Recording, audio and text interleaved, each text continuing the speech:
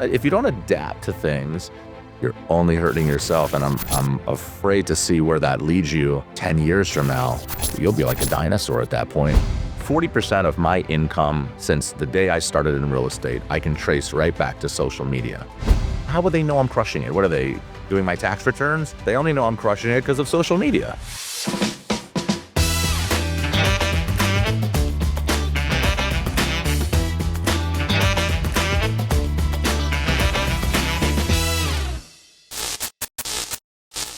Hello, RWorld. Welcome back to another episode of RWorld Talk. This morning, we are going to be talking all things luxury real estate and how to really make yourself stand out on social media. We're lucky enough to be joined by our guest, Mr. Michael Longo from Icon Realty. Hi, how are you, sir? Yeah, Bob. Happy to be here, man. Well, glad that you took the time to take a drive up from Broward up here to our studio in West Palm. Why don't you start off by telling us a little bit about yourself? Who's Michael? Where'd you come from? Yeah, so I was born around the area, right? I grew up in South Florida, Coral Springs, Parkland was really where I grew up. Never really left for the most part. And, I got involved in sales in the earlier part of my adult life, which my real passion seemed to be real estate. Okay. So I had flipped my very first house, which was my own house, and I profited money. And I was like, this is awesome. I was like, I made $40,000. I'm working like all year to make like, 60 grand or whatever. Right. And, you have that big chunk of change on your first flip. I was like, this is awesome. I should do this for a business. So I just kept working, and I was doing one flip at a time while I stayed my main job. And then I eventually got full blown into all real estate. Okay. Yeah. A lot of people get started that way. I know that was part of my beginnings in real estate as well. Yeah, selling the first place and just going, wow, we just made a bunch of money, and everybody wanted all the furniture that was included in that was in that property. A lot of it I didn't want to let go of, but when I saw the price tag, I'm like, you could take it all. Like, that's okay. If you like it that much, go for it. It's yours. That's funny. So, okay, you grew up in Coral Springs, now leading Icon Realty. Why don't you tell us sort of how those early experiences that you had, you flipped your first house, how has that really approached the way or shaped the way that you approach real estate in general, your clients, the communities you serve? Yeah. Well, number one, you're growing up in the area where you practice. I think you tend to care a little bit more about the community. Sure. Because you're vested. My kids grow up, they're in sports in Parkland. And so that's it's almost like a given. And then I would say, I don't have to learn any neighborhoods, right? Like if I grew up in the area, You're not learning the streets. I don't have to know which neighborhood is better. What does this neighborhood have to offer? I grew up around here. Sure. So I know all that already. And I think it's a big leg up when you're getting involved in real estate and you're practicing in your hometown versus just, moving here from out of state. Right. It's pretty tough when people do that. And I admire the heck out of people when they do that. But I think for me, probably like all the house flipping that I did, I did 47 flips. Really? Yeah. Oh, that's a lot. And they were all mine. This is not like I was, working for some investor and, it wasn't really in my name. No, dude, these were all my flips. I took my job very seriously. It started out on the side, one at a time, and then it led to like 2, 3, 4, 5 at a time. That's how I got to so many. But that opened my eyes to a whole different world where realtors overlook all the time. They don't really, if a buyer walks in and says, I hate these floors, I'm like, oh, I got a solution. I said, we'll chip up the tile. That'll cost X amount of money per square foot. And then you should do this product or that product, because I would know them all. Sure. I lived at Floor & Decor. Yeah, you did it. Yeah, I lived at Floor & Decor. So, I think that has helped me out immensely in knowing, because that's a major objective on a lot of these houses. And some of them are priced great, tons of opportunity, tons of equity. And you may not need to spend the amount of money that you thought you would. Yeah, a lot of people don't see potential when they walk into a house that just looks like an absolute pig. But if you know what you're doing, I could sort of give them a little bit of hand-holding. That's why we all need to have great teams as realtors. You've got contractors in your back pocket, and handyman, and the tile guy, and the people who are going to take care of remodeling the bathroom and the kitchen, all that kind of stuff. I think that if you really want to be a true professional and an expert in your craft, you have to have that entire team behind you. Yeah. It's great that you can, on the spot, tell somebody square footage for tile. being that you've done all the research at Floor and Decor, you could tell them like, hey, we could do this for, X amount of dollars. Fantastic way to maybe have somebody take a deeper dive into that property that they instantly want to sort of throw to the side because it might be the perfect property for them. Yeah. So it's great to be able to show somebody that potential. I find a lot of buyers, especially the younger buyers, which are making up 40% of the market right now. It's crazy. They don't right? want to do the work. They want something that's completely done, finished product. They're not as handy as their parents were, their grandparents were, and really don't want to tackle big projects like that. Yeah, or small ones. Yeah, yeah, that's true. If someone had to paint the house, some people get intimidated by that. I'm Yeah. like, dude, it's paint. Yeah. So anyway. Yeah, I've had some buyers that fell apart during inspections for very small things just because having to do any work whatsoever just scare the hell out of them. They don't want to touch it. Yeah. Yeah. So you've navigated everything from obviously flipping homes to now building this boutique brokerage, Icon Realty, and branching into social media. So when you talk with your clients or you're talking with your agents, what do you see as a blind spot that we have here in South Florida real estate that most people don't see coming? I mean, I think for me, one of the things that I've spoken to for years now is it's cheaper to rent than to own. That saying, cheaper to rent than to own. You've been in the business now a long time. Right now, if you looked at a house, doesn't matter what price it is, and you got a mortgage on it, usually a little bit cheaper to rent that very same house as opposed to purchasing it. However, nobody ever does the deep dive. Like I made this elaborate spreadsheet, okay? And I would show somebody like, hey, listen, if you stay renting for the next 10 years, let's just say, you're going to save a little bit of money each month because it's slightly less money to rent. But you have to remember your mortgage payment, you have principal. Right. So some of your payment goes into principal. Right. So you can't really count that because that's like putting money in the bank. Right. What about your property value raising every year? I mean, it's got to at least raise, right? If you were to you chat GPT that thing all day long, 3.5%'s been like the norm. Right. So your property value is It's a going to healthy go, market, yeah, 4% a year. It's going to go up for sure. Tax write-offs. People have no idea that they can write off the property taxes that they pay. They have no idea they could write off the interest. Yeah. So when you factor in all these things, it is significantly wiser to buy than to rent. And I think I have been seeing that for years. Right. And it blows my mind when these people are just so focused on that monthly payment, but they forget the bigger picture that you will end up making a lot more money and saving a lot more money for yourself if you would just purchase a darn house. Absolutely. Yeah. Yeah, I couldn't agree with you more on that front. It's funny, like you said, people think about how much money is going to come out of their bank account to make that mortgage payment or make that rent payment. They're not thinking about the little bank account that they're setting up just by paying down that mortgage. If it's going to be $3,000 a month to rent, $3,500 a month to pay the mortgage down, you're gonna have at least $500, but it's gonna be more than $500. That's gonna be going obviously into that bank account every single month. So it's basically the same payment, but you're building equity, and that's long-term generational wealth that you could start building by owning that home. You know what? Live in it for a few years and then buy something else, rent that one out, and have somebody else pay that mortgage down for you. Yeah, that's a whole different subject. Yeah, a lot of people get pretty scared by that, and they should. But it's even closer to that. If it was $3,000 to rent, your mortgage payment might be $3,250. It's like what, 10% maybe more to buy, and you're saving so much more money. Big time. So I think that's something that people just have no idea is out there. So tell me about, we're going to dive into your business a little bit more. You've built a reputation for putting clients first while also scaling a successful business. I'm a broker as well. I know how hard that is to take care of your clients and be taken care of. You've got, what, 40-something agents at... Yeah, we're in the mid-50s right now. So how do you balance being a hands-on realtor with your own clientele, also leading and growing a team and making strategic business decisions every day? Well, number one, it's not easy. Number two would be my wife. Not easy. Yeah. Number two would also be it's not easy. It has to be, like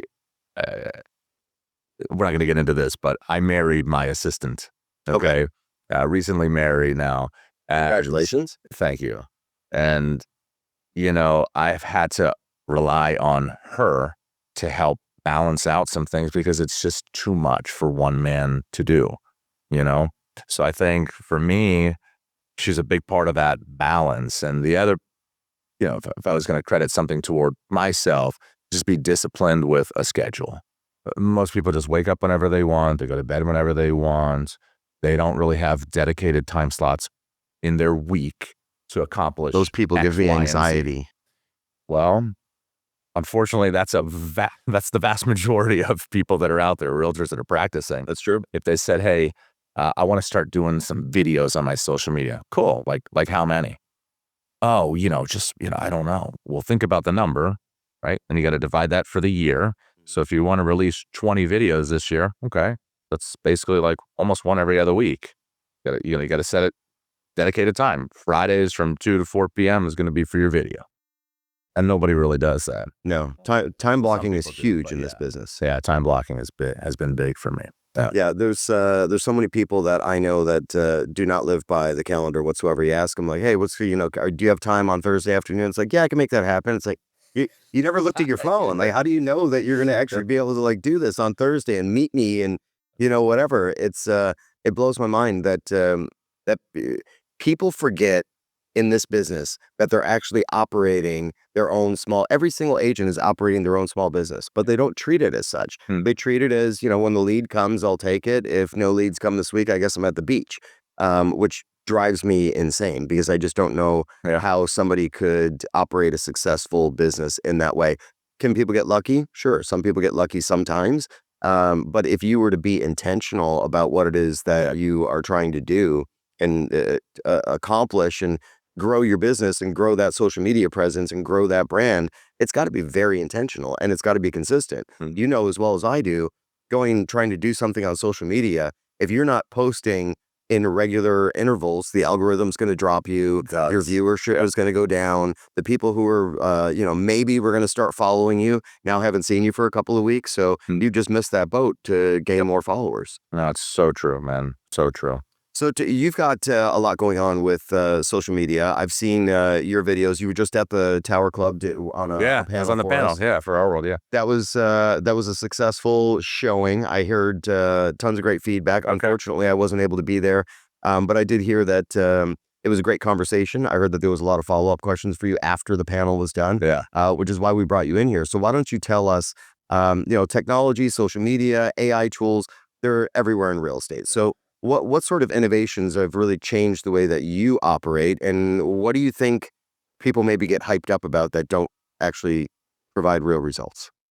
Well, that's a good question that I'd have to give some thought to as far as what's not working. But what is working for me is ChatGPT, Fixer AI. You ever heard of Fixer AI? I've heard of Fixer. Yep. Okay. So ChatGPT. These guys might not have heard of Fixer. So give us the. Yeah. So okay. So Fixer AI is drafting an automatic reply to every email that they feel or it feels needs a reply. If it's informative, it'll like mark it with like a yellow thing, like, hey, this is just informational, If it's needs a reply, it'll draft it for you. So if we were doing a deal together, and you said, hey, Mike, the buyer is requesting X, Y, and Z in concessions, one for the AC, they want to get it serviced, blah, blah, blah, blah. Whatever. You could type me a page long, bro. This thing replies to the entire thing, and then it just saves it in your drafts. And so then I just have to click on it, and I read it, and I'm like, oh, okay, I like that. Oh, well, yeah. Honestly, and I just change a couple things, you know what I mean? And push send. I'm like, that was amazing. That probably saves me 10, 15 minutes on just one email because I have to dissect every single thing that you said, but it does it for you. So, and it's automatic. It will never send an email. You're not really like talking to a robot. Sure. I think people think with the AI, they automatically assume that whenever you see AI, it's automatic. It's not. Sometimes we still have to review and push send or change whatever we need to change. Fixer AI has been big for me. I know people that are afraid to use Fixer AI because they're afraid to give AI access to their inbox to see everything that's running through there. So like, I'm not letting AI touch my stuff. They're not getting in my email. I'm not allowing them to do it. What do you have to say to somebody who has that sort of mindset? It's not going to be good. Okay, I'm going to shoot you straight. Then just take away money out of your bank account. What do you want me to tell you? Whatever. What are you making right now? Waste your time. If you don't adapt to things, you're only hurting yourself. We're not affected. If you're going to still sit there and refuse to just get with the times, you're only hurting yourself. And I'm afraid to see where that leads you 10 years from now. Dude, you'll be like a dinosaur at that point, and you could be in your 40s and feeling like a dinosaur because you just refuse to get on board with the reality of the world that we live in today. Which waiting for the Us books to come out. Dude, yes, you kind of need AI to do some things. So what are you using ChatGPT for? I mean, outside of the normal that everybody else is doing. Yeah. One thing I don't use ChatGPT for is asking advice that I believe a real estate agent should know. I've seen realtors fall into this trap, right? Yep. You ask that, and now I'm thinking, you know what? This is it. These realtors fall into this trap thinking that ChatGPT is the answer for everything. Yep. Right? They're so confused. They have a listing appointment today, and they've never sold in this neighborhood. Hey, ChatGPT, I have a listing appointment in such and such a neighborhood, and this is one comp. Can you run some comps, and can you tell me the value of the house? Bro, what? How can you rely on something that's never stepped foot in a house, never sold in this neighborhood? Dude, it's a computer. Right. So that blows my mind. Answers to certain things. Well, ChatGPT said that, I don't need to necessarily do that. I was like, no, you do need to do that. It's in the contract. ChatGPT is not reading your entire contract and telling you all the steps that you need to do to abide by the contract. So that blows my mind when they do that. Yeah, I've seen ChatGPT having fights with itself because you've got two agents that are on opposite sides of the deal, and one agent comes at them with something that they don't necessarily agree with, so they ask Chat to give them a response. Mm-hmm. That response gets sent to the other agent. That agent takes that response, which was generated by Chat, puts it back through, and now ChatGPT is really doing the negotiations of this deal, but it's gotten to a point where both chats want to sue each other. So it's like it's drafting like all this legal language, govern yourself accordingly. If you don't respond by X amount of time, it's just like, guys, did anybody pick up the phone and call the agent on the other side and have a conversation with them about what the seller thinks? Because you guys are running everything through Chat. And now Chat has created this so much animosity in the relationship between the two of you. You guys are never going to want to do a deal together. Your buyer and your seller are never going to want to work with you again because you guys have made this thing so convoluted that everybody's now upset with each other. And it never needed to get to that point. Yeah. I think, in my opinion, you got to find some balance with the AI and ChatGPT and how much you're relying on it. But for me, one of the easiest things is that it's very easy to be emotional in real estate. Okay. Somebody fires off an email, especially your own client, could be your seller, firing off an email. Why was this not done? And you're like, whoa, bro, are you kidding me? Well, and you just want to pop off. Yeah. And you get really like defensive, And so what I've found is I'll copy and paste and I'll ask ChatGPT, hey, listen, I would like to get this message across. I'm disappointed to hear of your displeasure in my services so far, because really we've been kicking butt and you just are overpriced. Separate subject. Right. But how can I properly relay that I believe it's more about the price and less about one or two things that seller might be complaining about? Help me to draft that associations. Sure. And then I never ever just copy and paste and put it in there. Gotta really put it into your own words. But it's helped me because sometimes it brings up a point or how it words something. I'm like, all right, well, that was, I like what this message was getting across. Right. And that's something I would want to send to my seller. So see, I love to write the scathing email back and just let it all out.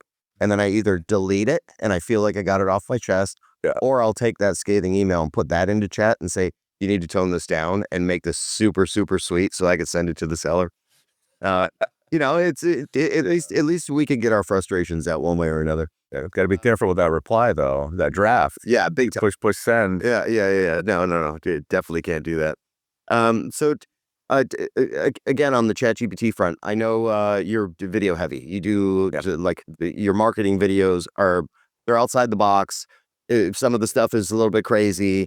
It's like tongue in cheek. I'm sure that you're not running around doing push-ups in people's living rooms waiting for the offer to come in. Or maybe you are. I don't know. But Helene had sent me one of your videos that I was watching on the way up here, and it had me chuckling. But are you using ChatGPT in order to craft those videos together, or are you jumping into CapCut? I mean, what are you using in order to get that final product? So sometimes I will come up with an idea and I need to wait for the right house to come along. Yep. Because not everything fits with every single house, right? Some houses are not so beautiful looking, and you probably don't want to do this video highlighting all the features of the house. Right. So some of these creative ideas I jot down and I wait for the right time, and it could be a song that motivates me or an idea or whatever. Like, I don't know if you saw the one with me playing the violin as one of my better videos. Did you see that? I have not seen that. I'm going to watch it on the way home. That's probably one of my favorite videos because it's a violin that, remade an Ozzy Osbourne song that was, later made. Like, hey, what's the name of that song? Anyways. Do you actually play the violin? No. Okay. But I really did look like I played the violin. Okay, so song, let's go, if you want it, you can get. Okay. So that's an old Ozzy Osbourne song that was remade. So anyways, I played this violin in front of this like sick listing in Parkland Golf and Country Club. And I just started playing the violin like everywhere, like on the kitchen counter and like in the beginning and whatever. And that whole idea, like, honestly came to me the night before. That was on the fly. I knew I had a promo video the next day. Okay. And I just heard the song. I was like, dude, this is sick. I should go get a violin and make it look like I play violin. And it came out great. It was one of my best videos, I promise. Okay. So, like little things like that. It's like, I can't rely on ChatGPT to create ideas because I find most of them to be not really who I am. Like, that's kind of cheesy and corny. Yeah. A lot of people are doing like the whole the intro is always ChatGPT. Did she send you the video where I said, this is where I use ChatGPT to put giant words in the guy? Did she say? Yeah. Bro, all the realtors do that. They intro their video and they say, clean lines, smooth edges, and a modern masterpiece. Bro, what? What does that even mean? It's smooth lines. So I think that I have a little bit of a creative mind, and I've been able to combine that perhaps with, some media or video audios and stuff and piece it all together. It's working. You're getting to follow it. Yeah. Thank you. So A little following, yeah.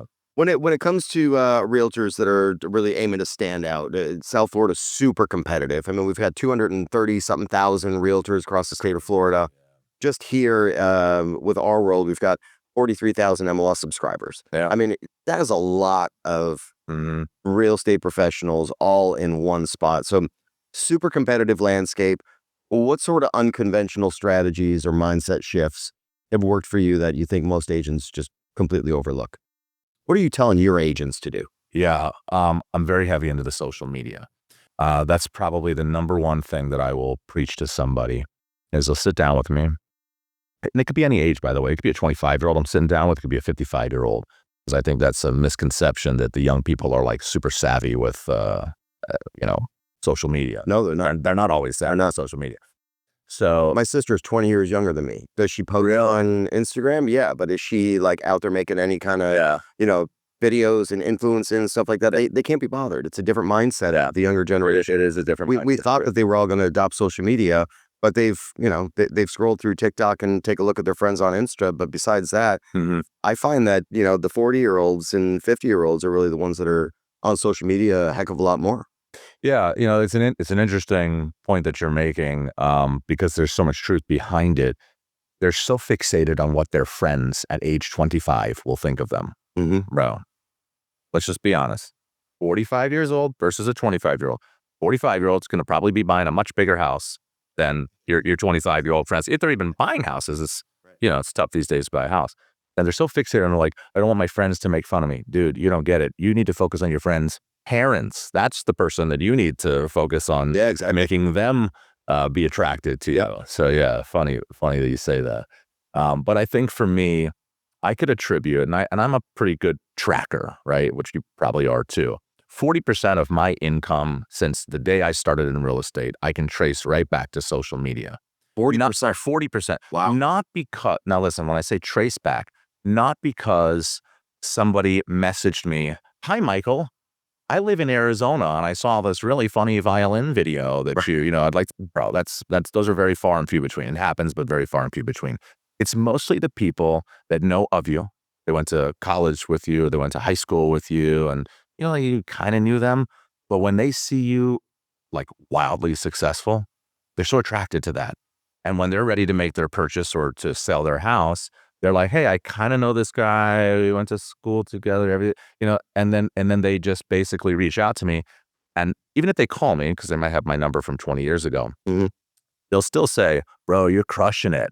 Well, how would they know I'm crushing it? What are they, doing my tax returns? Right. They only know I'm crushing it because of social media. So I would trace that person that's calling me from 20 years ago and went to school together to social media, because that's the only reason why he thinks I'm crushing it, Right. is social media. Yeah, So people want to work with people that they know, like, and trust. And if they can trust you from what they see on social media, I mean, you're out there, you're putting yourself out there consistently, branding yourself all the time. It's already starting to build that certain level of trust. Now, the fact that they're already in your Facebook group, your Instagram they're an Instagram follower of yours. Mm, There's already that little bit of no. So now they just need to get to like you. And if your personality is coming out through your videos, boom, you got the like right yep. there. Yeah. And I'm big into perception is reality to many people, and people have a hard time understanding that. They don't want to post, just listed, for example. I tell all my agents, "Bro, I just listed this sick house, $5 million. Awesome. You should post it on your page, just listed. You're being truthful. The house was just listed, Right. and it's got your face on it, and it says the property address, asking price, all the features of the home. Cool. Go for it. Maybe somebody that sees that might be like, "Dang, this guy's kicking butt." Uh, but do it. But they only want to post like, just closed, or this is, bro, you got to post more than that. You Yeah, have to that's work your way up. one of my biggest Start from pet some. peeves is I just sold this house in one day. Like, no, you didn't. You know how long it took you and how much work went into you actually Yeah. getting to that closing table? This didn't happen in one day. Stop telling that story. Yeah. So, well, I have my opinion on those too, because many times if you sold the house in one day, it's like, okay, so did you sell it or did the house kind of sell itself? Because if you sold the house in one day and you had 4 offers on the table, I don't know that none of those 4 people would have been interested if you weren't the realtor. Right. They probably were liking the house. Yeah. What happened to all the marketing efforts that happened before you actually had the broyas open? Yeah. All of it. Yeah. People forget to put in those details. One last question for you, and we're gonna let you get back to your work, go make some money. Outside of the deals, the numbers, the listings, what is it about life in South Florida that keeps you inspired, grounded, Yeah. and connected to the community? Grounded for sure would be my church. Shameless plug. I go to Church by the Glades. Been going there for years. Okay. It's an awesome, awesome organization, and you commit to going there once a week or maybe joining a group or whatever it is. I think it just helps keep you, again, grounded, right? You're going to the same place every single week. It's all positive stuff that comes out of there. Sure. And, I think faith is an important thing for people. It's an important thing for me. So if you're asking me what keeps me grounded, it's going to be church. And then what else did you ask me? Inspired and connected to the community. Yeah. Connected to the community is something that I do struggle with a little bit, because that takes a little more effort, to attend all these things. Like where there's a big Parkland parade. Okay, let me sign up for the parade. Walk in the parade. I got my whole Saturday morning, and then we got to get a booth, because there's a booth, there's a carnival, whatever. It's like, bro, it's a little bit of work to be connected to the community. I think that's the most work, is to be connected to the community. I'll tell you that, because that takes a lot of time. It is, yeah. It's time consuming, but it's worth it, especially if you have kids and they're plugged in and involved in the community. Sure. I think that helps motivate you a little more, you know. Are your kids school age yet? Are they playing sports? Yeah. So my oldest is a 16, 13, 12, and 8. Okay. and they're pretty much all in sports, travel sports, and cheerleading, and basketball, and boxing, and it's a Travel lot. sports take. Travel sports is a big commitment. I had no idea what I was getting into. I'm a little newer to this one. This is like I'm like about a year and a half, 2 years into this. Sure. And I was like, whoa. And then they talk about the money. Like, nah, there's no way you could spend $30,000 a year on cheerleading. Stop it. And yeah, we then $30,000. Yeah, you're cheerleading. Yeah, that stuff gets expensive. Crazy, man. Crazy. Well, Michael, thank you so much for being with us. Thank you for enlightening us with what we really should be doing with our social media presence. You're out there crushing it. So keep on doing what you're doing, and hopefully we'll see you back at Tower Club or put you on some more panels here at the association and try to pick your brain a little bit more and find out what people can be doing to really put themselves out there and make their businesses shine and make their brand grow. So thank you for being with us. Thank you for having me, man. And we will see you guys right back here next Friday morning on RWorld Talk.